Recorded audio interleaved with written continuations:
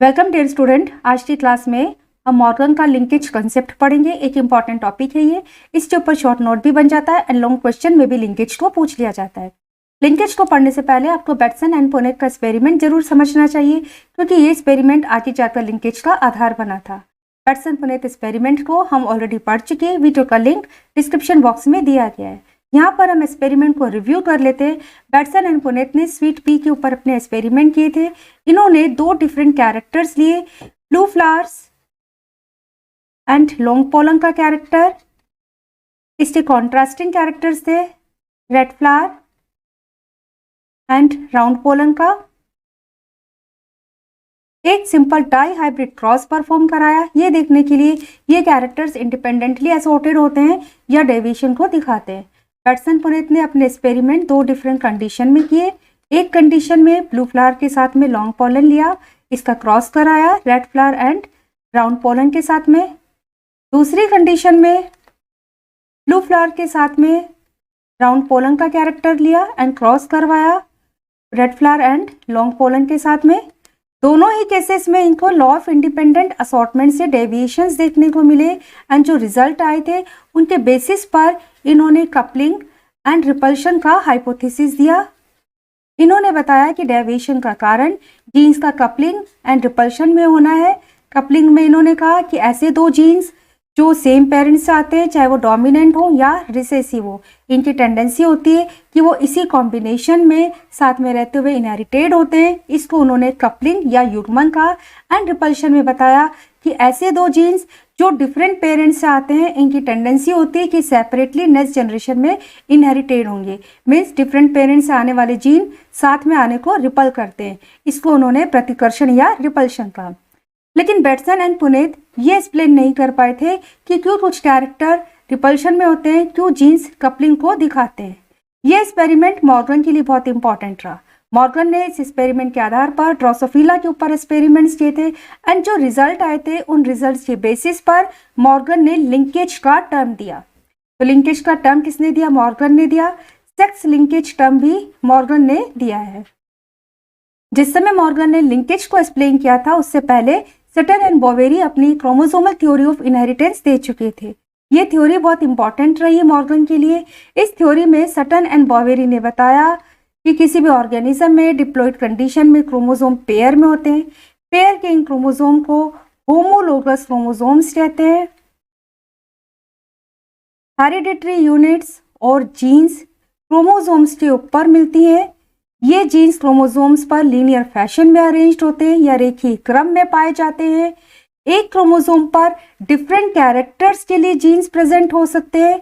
Means different characters के jeans एक ही chromosome पर पाए जा सकते हैं एंड पेयर के दूसरे क्रोमोसोम पर इन जीन्स की ऑल्टरनेटिव फॉर्म होती है जो कि डोमिनेंट हो सकती है या रिसेसिव हो सकती है। क्रोमोसोम के ऊपर जो जीन्स मिलते हैं ये जीन्स एक स्पेसिफिक लोकेशन पर होते हैं एंड जिस समय मियोसिस होता है क्रोमोसोम सेपरेट हो जाते हैं। ये कंसेप्ट, ये थ्योरी मॉर्गन के लिए बहुत इंपॉर्टेंट रही। इस थ्योरी को मॉर्गन ने आधार बनाकर लिंकेज का कंसेप्ट दिया and coupling and repulsion phenomenon को लिंकेज या सहलग्नता के आधार पर बताया। इन्होंने बताया कि ऐसे जीन्स जो सेम क्रोमोसोम पर होते हैं वो कपलिंग फेज में होते हैं और ऐसे जीन्स जो डिफरेंट क्रोमोसोम पर मिलते हैं वो रिपल्शन को दिखाते हैं। It means Bateson and Punnett के एक्सपेरिमेंट को लिंकेज के आधार पर इन्होंने समझाया कि ऐसे जीन्स जो कि एक ही क्रोमोसोम पर पाए जाएंगे वो नेक्स्ट जनरेशन में साथ साथ में आने की टेंडेंसी को दिखाएंगे। इसीलिए ब्लू फ्लावर के साथ में लॉन्ग पोलन का जीन्स साथ में आता है या कपलिंग को दिखाता है। एंड रिपल्शन में बताया कि ऐसे जीन्स जो कि डिफरेंट क्रोमोसोम पर मिलते हैं ये जीन्स रिपल्शन को दिखाते हैं। जैसे कि इस केस में उन्होंने बताया ब्लू फ्लावर का जीन एंड लॉन्ग पोलन का जीन डिफरेंट क्रोमोसोम पर है, इसलिए ये साथ में आने को रिपल करते हैं, ये रिपल्शन को दिखाते हैं एंड सेपरेटली नेक्स्ट जनरेशन में इनहेरिटेट होते हैं। लिंकेज को डिफाइन करें तो हम कह सकते हैं the tendency of genes to remain together और the tendency of genes to be inherited together, means genes की प्रवृत्ति जिसमें जीन्स एक क्रोमोसोम पर साथ साथ में रहना चाहते हैं और इसी कॉम्बिनेशन में नेक्स्ट जनरेशन में इनहेरिटेट होते हैं। मॉर्गन ने ड्रोसोफिला के डिफरेंट कैरेक्टर्स के ऊपर एक्सपेरिमेंट्स किए थे एंड जो रिजल्ट आए थे उन रिजल्ट्स के बेसिस पर लिंकेज का कंसेप्ट दिया। इसमें उन्होंने बताया कि ऐसे जीन्स जो सेम क्रोमोसोम पर होते हैं या जो होमोलोगस क्रोमोसोम पर जीन्स प्रेजेंट होते हैं उन जीन्स को हम लिंक्ड जीन्स कहते हैं, और ऐसे जीन्स जो नॉन होमोलोगस क्रोमोसोम पर प्रेजेंट होते हैं उनको अनलिंक्ड जीन्स कहते हैं। जस्ट सपोज दो जीन्स हैं ए एंड बी, अगर ये एक ही क्रोमोसोम पर हैं तो इनको कहेंगे लिंक्ड जीन्स, अगर ये जीन्स अलग अलग क्रोमोसोम पर प्रेजेंट हैं तो इनको हम कहेंगे अनलिंक्ड जीन्स। ये जो अनलिंक्ड जीन्स होते हैं ये इंडिपेंडेंटली असॉर्टेड होते हैं और जब इनका टेस्ट क्रॉस कराते हैं तो ये 1:1:1:1 का रिजल्ट देते हैं। लेकिन ऐसे जीन्स जो लिंक्ड होते हैं ये साथ में ही बने रहना चाहते हैं, इनकी टेंडेंसी होती है कि साथ में ही रहे। गैमेट फॉर्मेशन के समय ये जीन्स सेपरेट नहीं होते, इसलिए ये लॉ ऑफ इंडिपेंडेंट असॉर्टमेंट से डेविएशन को दिखाते हैं। जस्ट सपोज हमारे पास दो जीन्स है ए एंड बी, इन जीन्स का इनहेरिटेंस कैसे होता है ये हम दो डिफरेंट कंडीशन में देखते हैं। ये जीन्स नॉन होमोलोगस क्रोमोसोम पर प्रेजेंट है या हम कहें जीन्स अनलिंक्ड है। क्रोमोसोम पर इन जीन की व्यवस्था होगी कैपिटल ए, पेयर के दूसरे क्रोमोसोम पर रिसेसिव है, एक क्रोमोसोम पर कैपिटल बी, दूसरे क्रोमोसोम पर स्मॉल बी, जिस समय गैमेट का फॉर्मेशन होगा। गैमेट बनते समय ये जो क्रोमोसोम्स हैं ये 4 डिफरेंट कॉम्बिनेशंस में सेपरेट हो सकते हैं। पॉसिबल है कि कैपिटल ए वाले क्रोमोसोम के साथ में कैपिटल बी जीन रखने वाला क्रोमोसोम आ जाए। ये भी पॉसिबल है कि कैपिटल ए के साथ में स्मॉल बी जीन रखने वाला क्रोमोसोम आ जाए, या फिर स्मॉल ए जीन वाले क्रोमोसोम के साथ में कैपिटल बी जीन रखने वाला क्रोमोसोम आ जाए, और ऐसा भी पॉसिबल है स्मॉल ए जीन के साथ में स्मॉल बी जीन रखने वाला क्रोमोसोम आ जाए। तो इस तरह से 4 डिफरेंट तरीके से ये क्रोमोसोम्स गैमेट्स बनते समय सेपरेट होंगे और इसके कारण 4 डिफरेंट टाइप्स के गैमेट्स बनेंगे। अगर जीन्स नॉन होमोलोगस क्रोमोसोम पर हैं तो यहाँ पर 4 डिफरेंट टाइप्स के गैमेट्स बनते हैं। गैमेट्स फॉर्म्ड होते हैं। ये जो गैमेट्स बनते हैं ये गैमेट्स इक्वल नंबर में बनते हैं। चारों टाइप्स के गैमेट्स इक्वल नंबर में बनते हैं, जिसमें 50% गैमेट्स पेरेंटल कॉम्बिनेशन को दिखाते हैं। जीन ए बी के साथ में ये पेरेंटल कॉम्बिनेशन को दिखा रहा है and small A and small B के साथ में ये भी पेरेंटल कॉम्बिनेशन को दिखा रहा है। तो इस तरह से 50% बन रहे पेरेंटल कॉम्बिनेशन के गैमेट एंड 50% बनते हैं रिकॉम्बिनेंट्स, जिसमें कैपिटल ए के साथ में स्मॉल बी का जीन आ गया एंड स्मॉल ए के साथ में कैपिटल बी का जीन आ गया। तो इस तरह से ये रिकॉम्बिनेंट्स बन गए। तो अगर हमारे जीन्स नॉन होमोलोगस कंडीशन में है तो ये जीन्स जो है ये 4 डिफरेंट टाइप्स के गैमेट्स बनाएंगे, जिसमें 50% पेरेंटल कॉम्बिनेशन एंड 50% रिकॉम्बिनेंट्स बनेंगे। इस कंडीशन में अगर हम टेस्ट क्रॉस परफॉर्म कराते हैं तो जो प्रोजेनी मिलती है वो 1:1:1:1 के रेशियो में मिलती है, और ये लॉ ऑफ इंडिपेंडेंट असॉर्टमेंट के अकॉर्डिंगली ये जीन्स सेपरेट होंगे। इट मीन्स यहाँ पर जीन्स का सेपरेशन हो रहा है लॉ ऑफ इंडिपेंडेंट असॉर्टमेंट के अकॉर्डिंग। नए जो कैरेक्टर्स बन रहे हैं वो स्वतंत्र अपव्यूहन या इंडिपेंडेंट असॉर्टमेंट से बन रहे हैं। ये पॉइंट्स आपको यहाँ पर ध्यान रखने हैं। अगर जीन्स होमोलोगस क्रोमोसोम पर प्रेजेंट है तब किस तरह से इनका इनहेरिटेंस होगा ये हम देखते हैं। If genes are present on homologous chromosomes,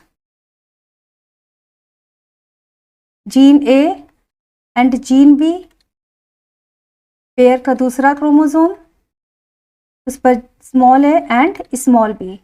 इस समय जब गैमेट्स बनेंगे तो गैमेट्स बनते समय दो डिफरेंट कंडीशंस हो सकती हैं।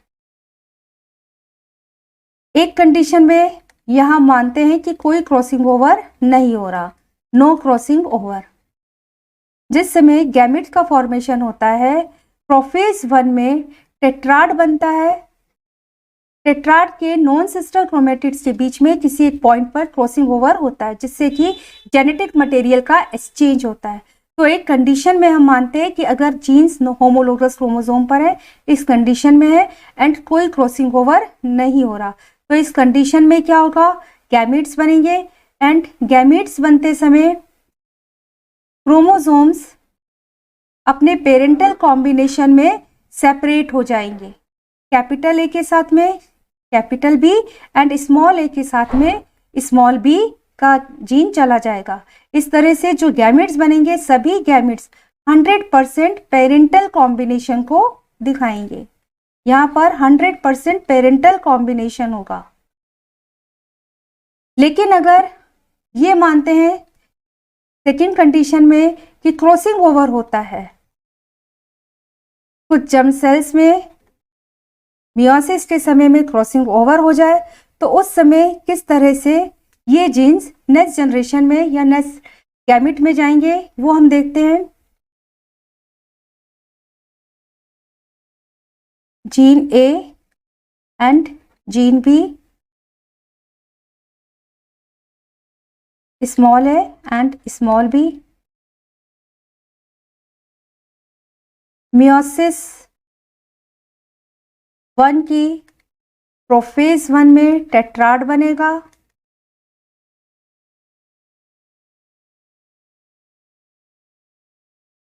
ए बी ए एंड बी, ये क्रोमोसोम भी अपना टेट्राड बनाएगा। Small A small B small A small B, इस तरह से प्रोफेज 1 में टेट्राड बनेगा।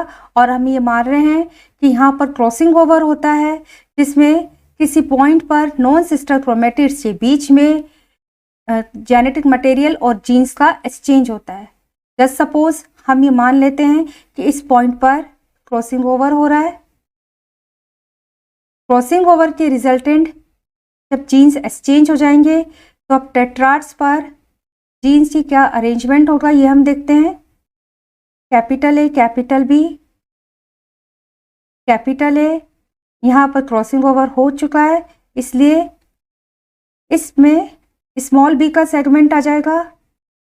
इधर small A capital B small A and small B.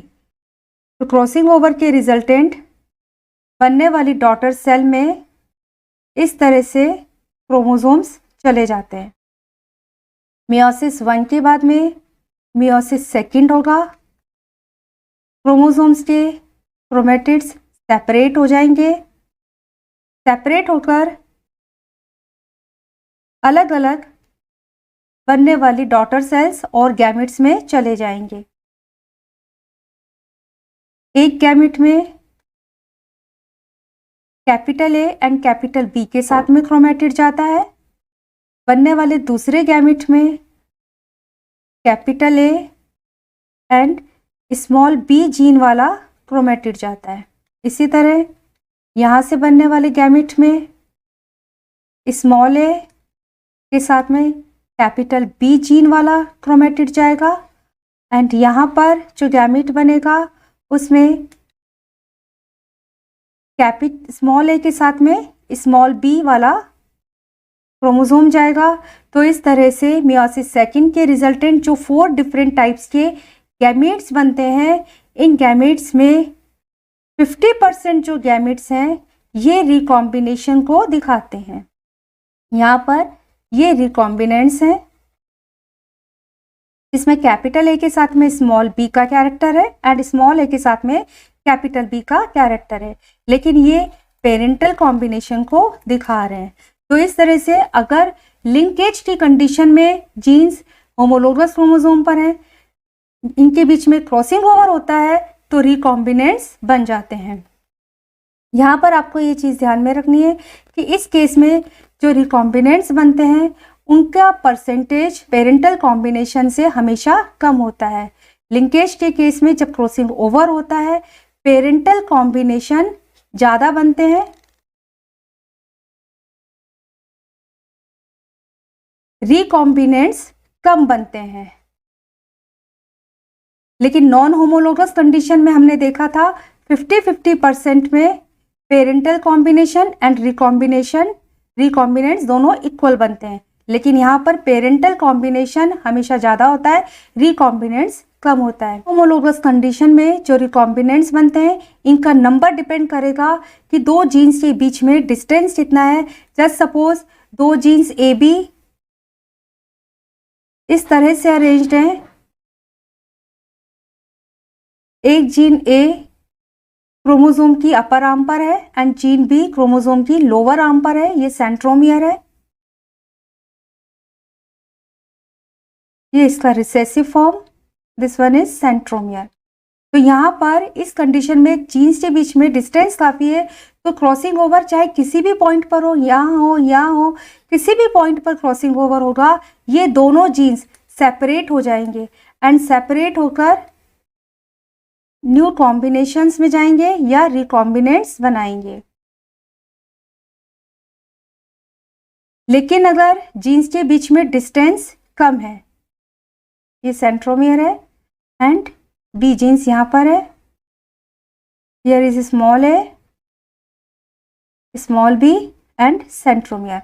अगर दोनों जीन्स हमारे एक ही आर्म पर प्रेजेंट हैं तो इस कंडीशन में अगर यहाँ पर क्रॉसिंग ओवर होता है, यहाँ क्रॉसिंग ओवर होता है, तभी जीन्स सेपरेट होंगे एंड नए कॉम्बिनेशंस या रिकॉम्बिनेंट्स बनाएंगे।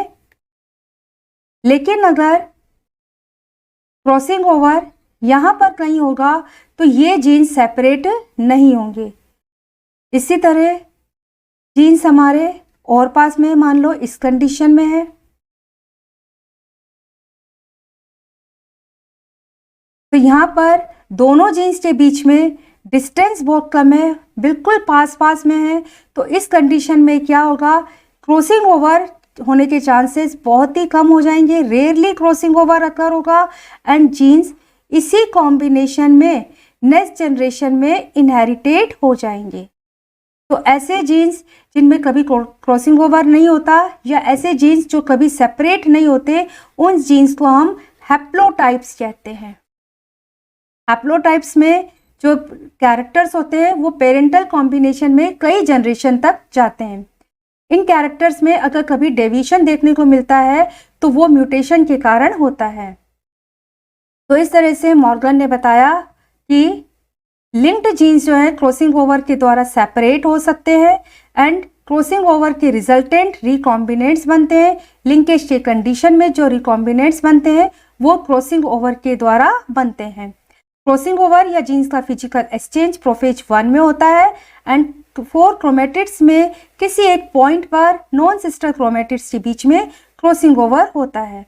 क्रॉसिंग ओवर के रिजल्टेंट जो जीन्स सेपरेट होते हैं, रिकॉम्बिनेंट्स बनते हैं, उनका रेंज 0 to 50% होता है, जबकि अनलिंक्ड कंडीशन में जो रिकॉम्बिनेंट्स बनते हैं वो 50% बनते हैं।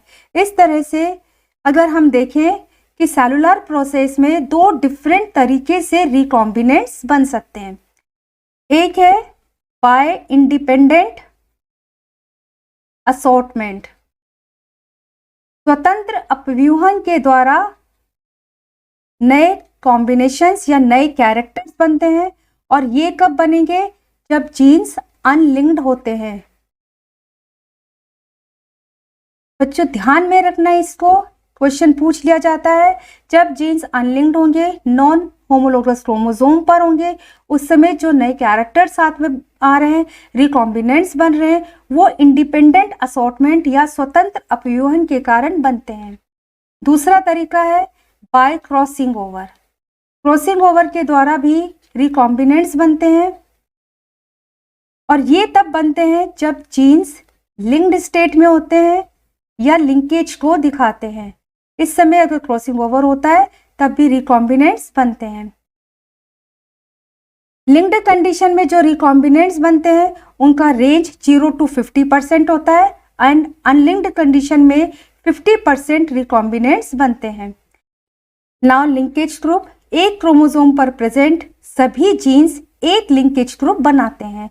जस्ट सपोज एक क्रोमोसोम पर gene A, B, C, T, E ये जीन्स प्रेजेंट हैं, तो इस क्रोमोसोम पर मिलने वाले सभी जीन्स एक लिंकेज ग्रुप को बनाएंगे। किसी ऑर्गेनिज्म में हमें नंबर ऑफ लिंकेज ग्रुप को फाइंड आउट करना हो तो हम कैसे निकाल सकते हैं? Number of linkage group equal होता है number of haploid sets of chromosome.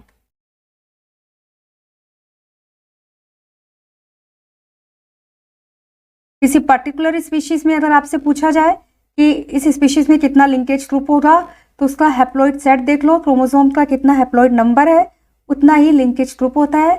अगर हम ह्यूमंस के लिए बात करें, ह्यूमंस में 23 पेयर्स ऑफ क्रोमोसोम प्रेजेंट होता है।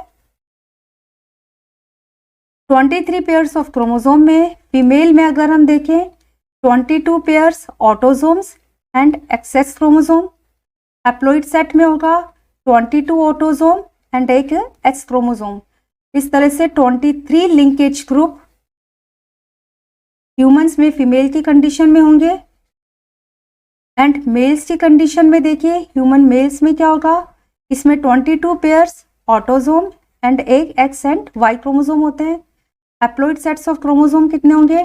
22 autosomes and X and Y. X and Y homologous chromosome नहीं होते। इस तरह से ह्यूमंस में मेल के कंडीशन में 24 लिंकेज ग्रुप होंगे। तो लिंकेज ग्रुप भी आपसे पूछ लिया जाता है, बस आपको ये ध्यान रखना है हैप्लॉइड सेट ऑफ क्रोमोसोम कितना है उतना ही उस स्पीशीज में लिंकेज ग्रुप होगा। अगर हम ड्रोसोफिला का देखें, ड्रोसोफिला में 4 पेयर्स ऑफ क्रोमोसोम्स प्रेजेंट होते हैं, इसलिए ड्रोसोफिला के केस में जो लिंकेज ग्रुप होगा वो 4 होगा।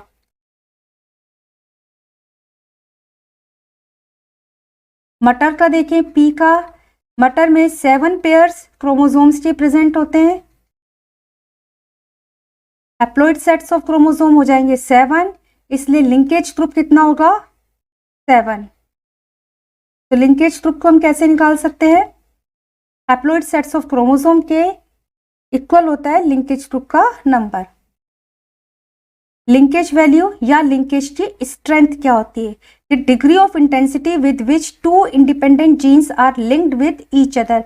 मीन्स एक क्रोमोसोम पर मिलने वाले जीन्स एक दूसरे के साथ में कितने क्लोजली एसोसिएटेड हैं, कितने एक दूसरे के पास पास में हैं, कितने स्ट्रेंथ से जुड़े हुए हैं और साथ में नेक्स्ट जनरेशन में जाने की टेंडेंसी को दिखाते हैं। इसी को हम लिंकेज की स्ट्रेंथ कहते हैं। लिंकेज की स्ट्रेंथ को डिटरमाइन कर सकते हैं क्रॉसिंग ओवर फ्रीक्वेंसी के द्वारा एंड इसको एक्सप्रेस करते हैं परसेंटेज में।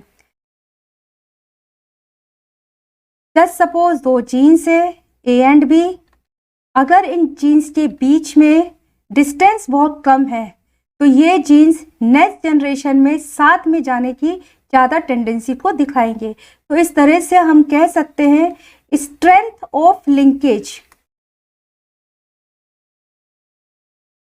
ये इनवर्सली प्रोपोर्शनल होती है डिस्टेंस बिटवीन 2 जीन्स। 2 जीन्स के बीच में अगर डिस्टेंस कम है तो लिंकेज की स्ट्रेंथ ज़्यादा होगी, मीन्स ज़्यादा लिंकेज होगा। अगर 2 जीन्स के बीच में डिस्टेंस ज़्यादा है, जीन ए एंड बी है, तो लिंकेज कम होगा। यहाँ पर हम कह सकते हैं क्रॉसिंग ओवर ज़्यादा होगा, means strength of linkage is inversely proportional to the crossing over. अगर क्रॉसिंग ओवर ज़्यादा होता है तो हम कह सकते हैं लिंकेज कम है, इट मीन्स उन दो जीन्स के बीच में डिस्टेंस ज़्यादा है। इस तरह से कंक्लूड कर सकते हैं, lesser the distance more linkage. और हम कह सकते हैं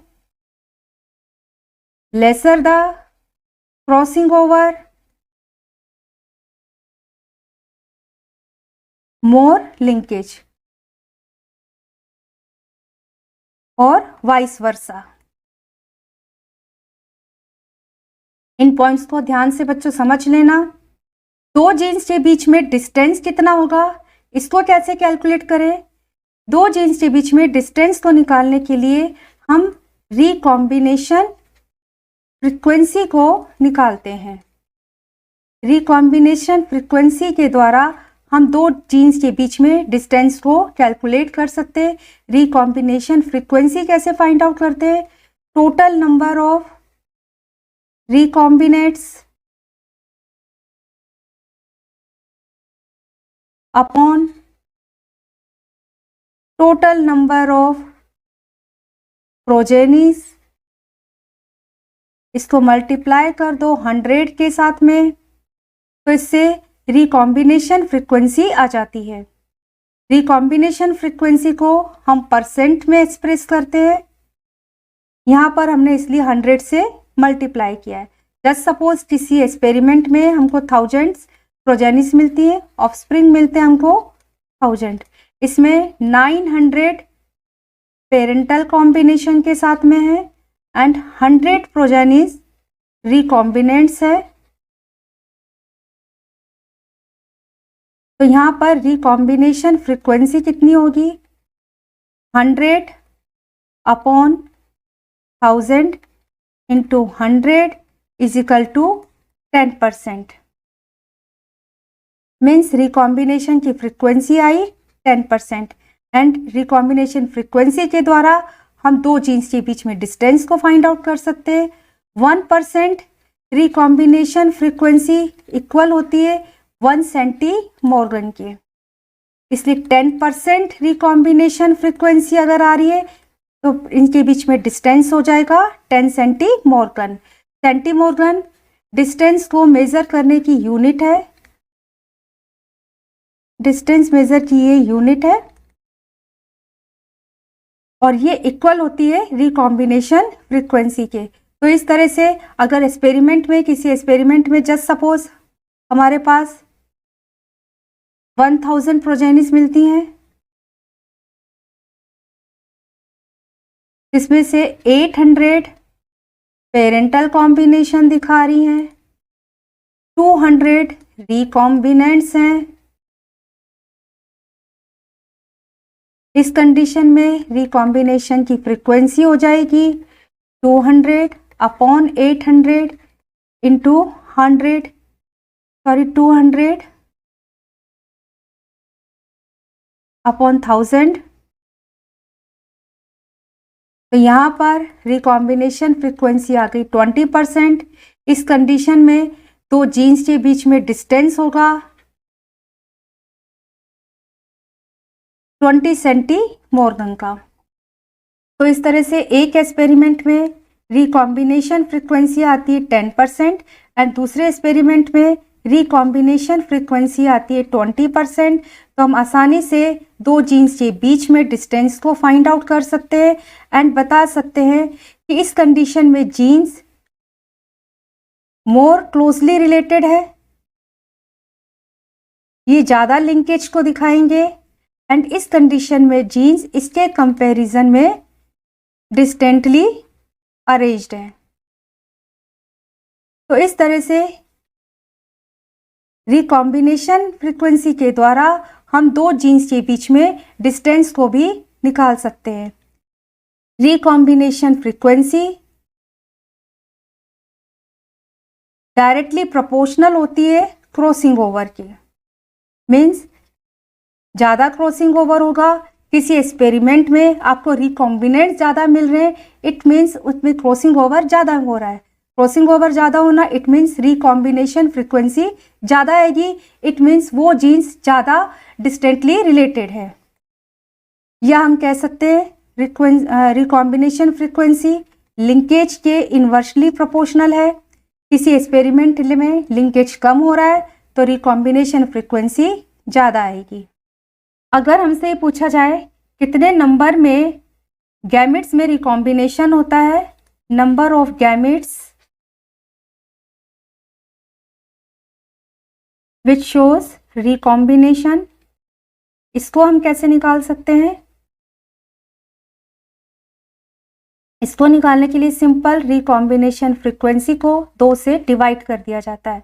जस्ट सपोज हमारी 10% जर्म सेल्स हैं जो कि क्रॉसिंग ओवर को दिखाती है। क्रॉसिंग ओवर के रिजल्टेंट 4 डिफरेंट टाइप्स के गैमेट्स बने थे।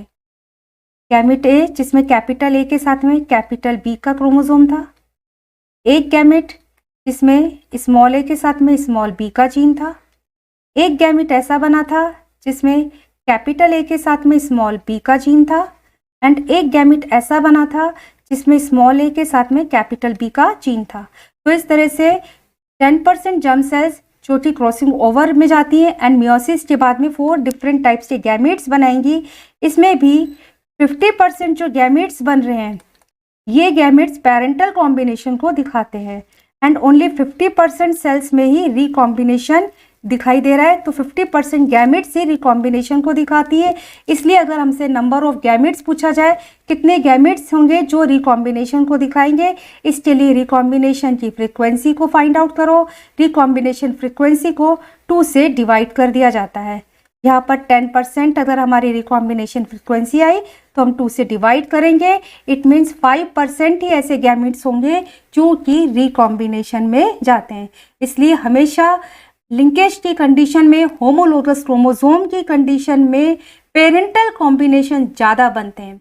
अगर आपको कोई एक्सपेरिमेंट दिया है जिसका रिजल्ट दे रखा है जिसमें कि पेरेंटल कॉम्बिनेशन ज़्यादा है, रिकॉम्बिनेंट्स कम है, तो आप आसानी से बता सकते हैं कि जो जीन्स होंगी वो लिंकेज में होंगे। अगर parental combination and recombinants equal number में दिए गए हैं तो आप आसानी से बता सकते हैं कि ये जो जीन्स होंगे ये इंडिपेंडेंटली असॉर्टेड होंगे, या फिर हो सकता है कि अगर लिंकेज में है तो इनके बीच में रिकॉम्बिनेशन 50% तक हुआ हो। Now types of linkage. Crossing over के बेसिस पर लिंकेज के 2 प्रकार होते हैं, 2 टाइप्स है, complete linkage and incomplete linkage. Complete linkage उस कंडीशन में होता है जब जीन्स हैप्लोटाइप्स होते हैं, मीन्स 2 जीन्स के बीच में इतना कम डिस्टेंस होता है कि ये जीन्स कभी सेपरेट नहीं होते एंड इसी कॉम्बिनेशन में गैमेट्स बनते समय ये गैमेट सेल में एंटर कर जाते हैं। इस कंडीशन को हम कहते हैं कंप्लीट लिंकेज। नेचर में कंप्लीट लिंकेज बहुत कम मिलते हैं, मोस्टली इनकम्प्लीट लिंकेज मिलते हैं। इनकम्प्लीट लिंकेज में 0 to 50% की रेंज में रिकॉम्बिनेंट्स बनते हैं। क्रॉसिंग ओवर के समय लिंकेज के जीन्स सेपरेट हो जाते हैं एंड सेपरेट होकर नए रिकॉम्बिनेंट्स की फॉर्म में गैमेट सेल में एंटर कर जाते हैं। इसको हम कहते हैं इनकम्प्लीट लिंकेज। सेकेंड क्रोमोटाइप है लिंकेज का on the basis of types of chromosomes.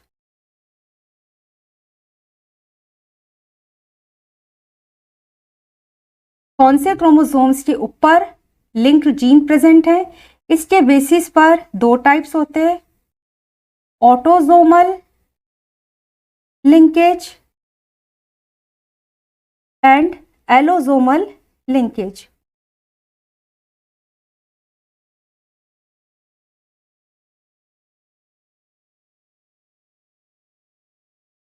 Autosomal linkage जब लिंक्ड जीन्स ऑटोसोम्स पर प्रेजेंट होते हैं, linked genes present on autosomes, जिनको हम कायिक गुणसूत्र भी कहते हैं। Allosomal linkage when linked genes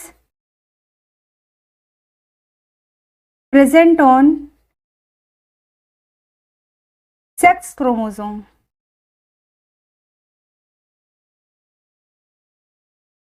linked gene अगर एक्स क्रोमोसोम पर प्रेजेंट होंगे तो इसको हम एक्स लिंकेज कहेंगे। अगर ये लिंक्ड जीन वाई क्रोमोसोम पर प्रेजेंट है तो इसको हम वाई क्रोमोसोम लिंकेज कहेंगे।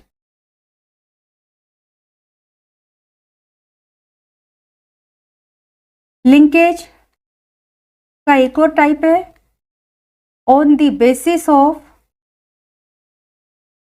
Arrangement of linked genes. Arrangement of linked genes, linked genes के अरेंजमेंट के बेसिस पर दो टाइप्स होते हैं, cis arrangement and trans arrangement.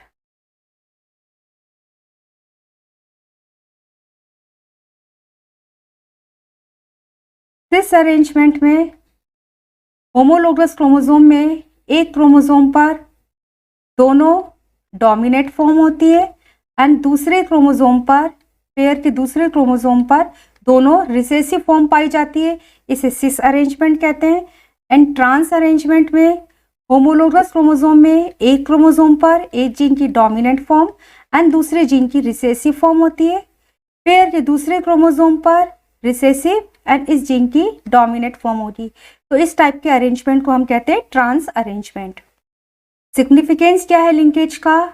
Linkage promote parental combinations, linkage reduces the chances of formation of new combinations of genes, linkage keeping the parental specific traits together, means linkage parental combination को promote करते हैं, ये नए characters को gametes में जाने से reduce करते हैं। साथ ही लिंकेज ऐसे कैरेक्टर्स जो कि अच्छे कैरेक्टर्स होते हैं, स्पेसिफिक कैरेक्टर्स हैं, कुछ अच्छे पेरेंटल कैरेक्टर्स हैं, उनको साथ में रखने को प्रमोट करते हैं। नेक्स्ट जनरेशन में ये कैरेक्टर्स लिंकेज के कारण ही इनहेरिटेड होते हैं। Linkage plays an important role in determining the nature and scope of hybridization. Students, आज की क्लास में हमने लिंकेज को डीपली स्टडी किया है, एक एक टॉपिक्स को, एक एक पॉइंट को हमने डिटेल में पढ़ा है। अगर आपके लिए बेनिफिशियल है, आपको अच्छा लगा है, तो प्लीज़ आप लाइक करें, अपने फ्रेंड्स के साथ में शेयर करें।